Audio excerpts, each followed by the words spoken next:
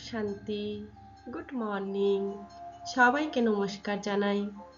আজ 3রা এপ্রিল 2026 সাল। আজকে প্রাত মুরলিতে আমাদের পরম পিতা পরমেশ্বর, আমাদের বাপ দাদা আমাদেরকে এক প্র্যাকটিক্যাল শিক্ষা দিচ্ছেন। বলছেন কাজ করতে করতে যোগে থাকতে হবে। কারণ যোগ মানে শুধু বসে যোগ করব ঘন্টার পর ঘন্টা, সেটা তো সব সময় সম্ভব নয়। তাহলে নিরন্তর যোগ কি করে হবে? নিরন্তর যোগ করতে গেলে আমাদেরকে কাজ করতে করতে যোগ করতে হবে। কিন্তু কিভাবে করবেন, কিভাবে যোগে থাকবেন, সেটাই আমরা আজকে আলোচনা করব। এই ভিডিওটি খুবই প্র্যাকটিক্যালি একবার যদি আপনি দেখেন তাহলে অনেক কিছুই আপনার ক্লিয়ার হবে। প্রশ্নতে তাই বাবা বলেছিলেন আজকে উঁচু ভাগ্যের মুখ্য আধার কোন বিষয়ের উপর নির্ভর করে? উত্তরেও বাবা বলেছেন স্মরণের যাত্রার উপরে। যে যত স্মরণ করে সে ততই উঁচু ভাগ্য প্রাপ্ত করে থাকে। শরীর নির্বাহের জন্য কর্ম করতে করতে বাবাকে এবং অবিনাশী উত্তরাধিকারকে স্মরণ করতে থাকো, তাহলেই উঁচু ভাগ্য নির্মাণ হতে থাকবে। ভাগ্য পরিবর্তনের তাহলে আসল রহস্য কি? আমরা প্রত্যেকেই জন্মের সময় নিজের কর্ম অনুযায়ী ভাগ্য নিয়ে আসি, কিন্তু এই জন্মেই আছে এক অসাধারণ সুযোগ। কি আছে সেই সুযোগ? স্মরণের শক্তি দিয়ে ভাগ্য পরিবর্তন করা সম্ভব। সবচেয়ে গুরুত্বপূর্ণ বিষয়, শুধু জ্ঞান শোনা নয়, বা শুধু কাজ করছি আমার যোগ করার সময় নেই, এটাও নয়। আসল রহস্য হলো কাজ করতে করতে বাবাকে স্মরণ করা। সেখান থেকেই নতুন ভাগ্য গঠন হয়। হাতে আমরা কাজ করব, কিন্তু মন থাকবে বাবার সাথে। এটাই সত্যিকারের রাজযোগ, লিভিং যোগা। কাজ করতে করতে যোগে থাকবেন কিভাবে? যোগ মানে কি বলুন তো? যোগ মানে হলো বুদ্ধির সংযোগ, কানেকশন অফ মাইন্ড। কার সাথে? সুপ্রিম সোল, শিব বাবার সাথে। সহজভাবে বুঝলে মনে হয় যোগ মানে শুধু চোখ বন্ধ করে বসে থাকা, বা শুধু ধ্যান বা আসন করা। এটা অ্যাকচুয়ালি যোগ নয়, এটা হাঠ যোগ হয়ে যায়। যোগ মানে মনে মনে বাবাকে স্মরণ করা। প্র্যাকটিক্যালি আপনাকে প্রয়োগ করতে হবে। হাত দিয়ে কাজ করছি, কিন্তু মন দিয়ে অনুভব করছি আমি আত্মা, আমি আমার বাবার সাথে আছি, বাবা আমার সাথে আছেন। এটাই হলো সত্যিকারের রাজযোগ।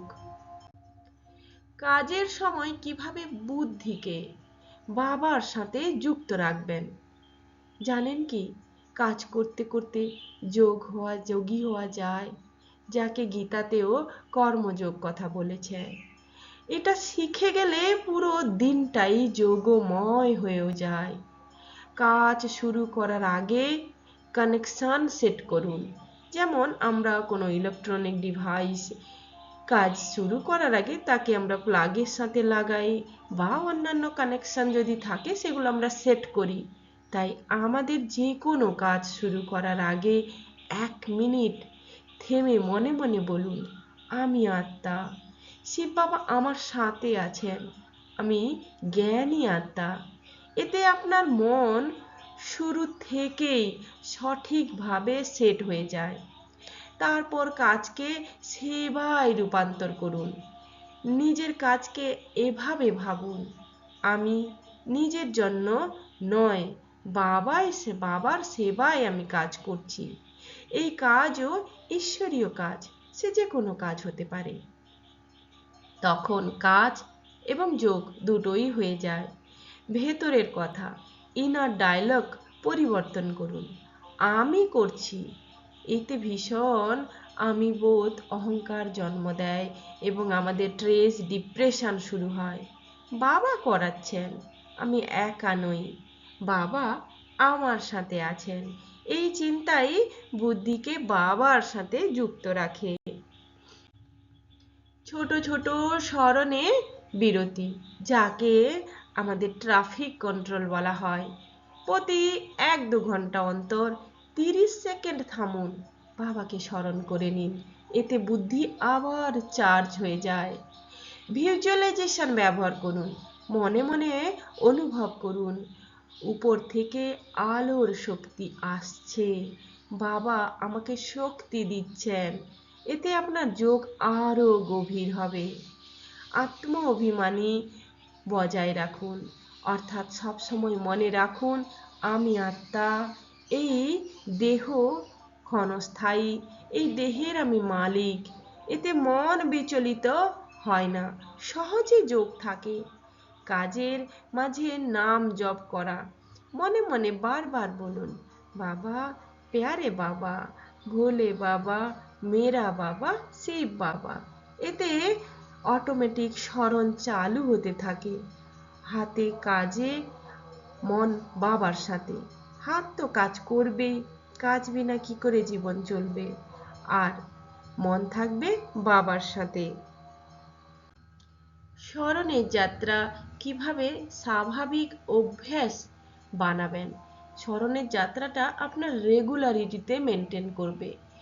শুরুতে স্মরণ করতে চেষ্টা লাগে, কিন্তু সঠিক পদ্ধতি নিয়ে নিলে এটা স্বাভাবিক অটোমেটিক একটা হ্যাবিটে পরিণত হয়। তার জন্য আপনাকে কিছু নিয়ম পালন করতে হবে। ছোট থেকে শুরু করুন, স্টার্ট স্মল। একসাথে অনেকক্ষণ নয়, দিনে বারবার 1-2 মিনিট করে স্মরণ করুন।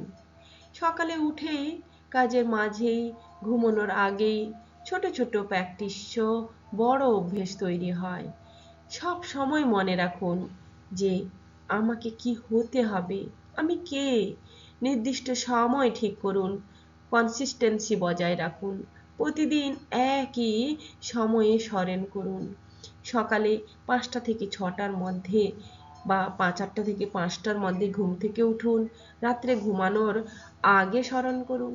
এতে মাইন্ড অটোমেটিক সেই সময় স্মরণ হয়ে যাবে। ট্রিগার ব্যবহার করুন, কিছু কাজকে স্মরণের সাথে যুক্ত করুন। চা খেলে বাবাকে স্মরণ করুন, মোবাইল ধরলে 10 সেকেন্ড বাবাকে স্মরণ করুন, গাড়িতে বসলে স্মরণ করুন। কাজ সমান স্মরণের রিমাইন্ডার হয়ে যাবে। যে কোনো কাজে আপনি বাবাকে স্মরণ করুন। ইনার ডায়লগ তৈরি করুন, মনে মনে কথা বলুন বাবা আপনি আমার সাথে আছেন, আমার সাথে যাচ্ছেন, আমার সাথে খাচ্ছেন, আপনি শক্তি দিচ্ছেন। এতে স্মরণ খুব জীবন্ত হয়ে যায়, এটা একটা লিভিং কানেকশন। স্মরণের চার্ট রাখুন, বাবা বলেন না চার্ট রাখতে, কোনো বাচ্চা চার্ট রাখে না। প্রতিদিন লিখুন কতবার স্মরণ করলাম, কতক্ষণ আগে যোগে ছিলাম। এতে সচেতনতা বাড়ে, উন্নতিও হয়। অনুভব বাড়ান, এক্সপিরিয়েন্স বাড়ান, শুধু ভাবনা নয় অনুভব করুন। শান্তির, শক্তির, ভালোবাসা, পবিত্রতা যখন অনুভবে আসবে তখন স্মরণ নিজে থেকেই হবে। নেগেটিভ চিন্তা আসলে সঙ্গে সঙ্গে স্মরণে যান। টেনশন, রাগ, ভয়, ক্লান্তি সব দূর হবে। সাথে সাথে বাবাকে স্মরণ করুন, চিন্তা কমে যাবে, স্মরণ শক্তিশালী হবে। সৎসঙ্গ করুন, সার্ভিস করুন, নিয়মিত জ্ঞান শোনা এবং অন্যদের শোনানোর অভ্যেস করুন। এতে স্মরণ গভীর হবে ও স্থায়ী হবে। তাই ছোট ছোট স্মরণ প্লাস নিয়মিত প্র্যাকটিস মানে একটি স্বাভাবিক যোগ। সারাদিন পজিটিভ ও শান্ত থাকার উপায় কি আছে? শান্ত ও পজিটিভ থাকা কোনো কাকতালীয় বিষয় নয়, এটা একটা প্র্যাকটিস এবং সঠিক চিন্তারই ফল। এই প্র্যাকটিস যে যত বাড়াবে তার ততই উন্নতি হবে। দিনের শুরু ঠিক করুন, সকালে আমি কখন উঠব, সকালে উঠেই আমি 5-10 মিনিট নীরবতায় থাকব। আমি আত্মা, আমি শান্ত, সুন্দর, আমি পবিত্র আত্মা। আমি আনন্দময়ী আত্মা, সুখদায়ী আত্মা। আজকের দিনটা আমি খুব সুন্দর করে কাটাবো। যেমন শুরু তেমনি পুরো দিন। স্মরণের অভ্যাসকে বজায় রাখুন। কাজ করতে করতে একই জিনিস মনে করা, সকালে উঠে আমি কি করেছিলাম, বাবা আমাকে কি শিখিয়েছে। এতে আপনার মন নিরাপদ থাকবে, স্থির থাকবে। আর চিন্তা, থট, সে তো মনে সবসময় তৈরি হয়। তার মধ্যে ফিল্টার করুন কোনটা নেগেটিভ, কোনটা পজিটিভ।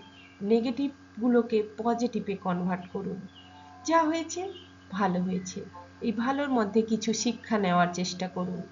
তাহলে আপনাকে আর দুর্বল করবে না, সেগুলো আপনাকে স্ট্রং, শক্তিশালী এবং উন্নত ভাগ্যের অধিকারী করবে।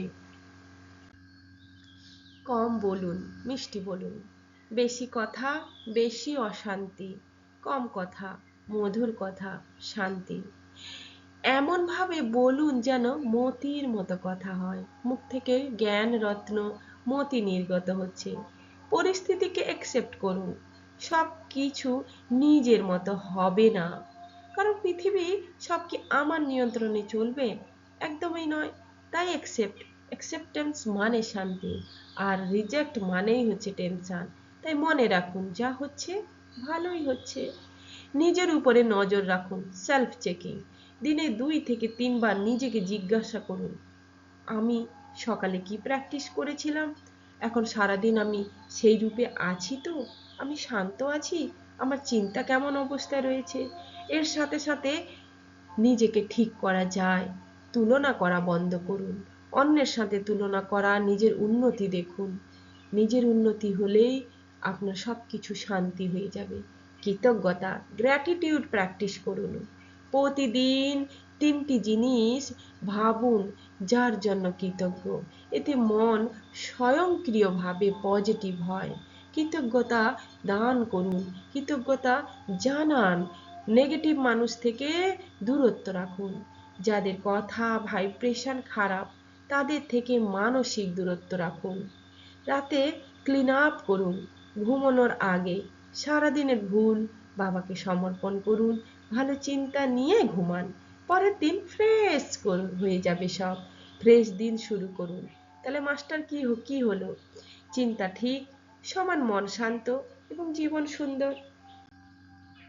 এই জ্ঞান আপনার জীবনে এনে দেবে মানসিক শান্তি, অন্তরের শক্তি এবং উঁচু ভাগ্য গঠনের সঠিক পথ। এই জ্ঞান আপনাকে ভেতর থেকে শক্তিশালী করে তুলবে এবং আপনার ভাগ্যকে উঁচুতে নিয়ে যাবে। এই জ্ঞান শুধু শান্তি নয়, আপনাকে দেবে শক্তি, স্থিরতা এবং নতুন ভাগ্য নির্মাণের ক্ষমতা। এই জ্ঞান আপনার চিন্তা বদলাবে, মনকে শান্ত করবে এবং ভাগ্যকে উজ্জ্বল করবে। এই জ্ঞান হলো শান্তি, শক্তি এবং সফল জীবনের আসল চাবিকাঠি। কি বুঝলেন? তাই তো বাবা বলছেন, মহান হওয়ার জন্য মধুরতা আর নম্রতা গুণ ধারণ করো। বচনে সদা সততা আর মধুরতা হলে বাণী মার্কস জমা হতে থাকবে। মধুরতার গুণ জীবনে থাকলে প্রত্যেক বাণী মতির সমান হবে। এরকম মনে হবে যেন কথা বলছে না, মতির বর্ষা হচ্ছে। তারা এমন বচন শোনাবে যেটা শ্রোতা শুনে চিন্তা করবে যে এই রকম বচন আমরাও বলবো। এই বচন শুনে সকলে শেখার এবং ফলো করার প্রেরণা পাবে। এরকম মধুর বচনে ভাইব্রেশন সত্যই সকলকে আকর্ষণ করবে। তাই কম বলো, ধীরে বলো, মিঠে বলো। এই তো বাবার স্লোগান। ওম শান্তি।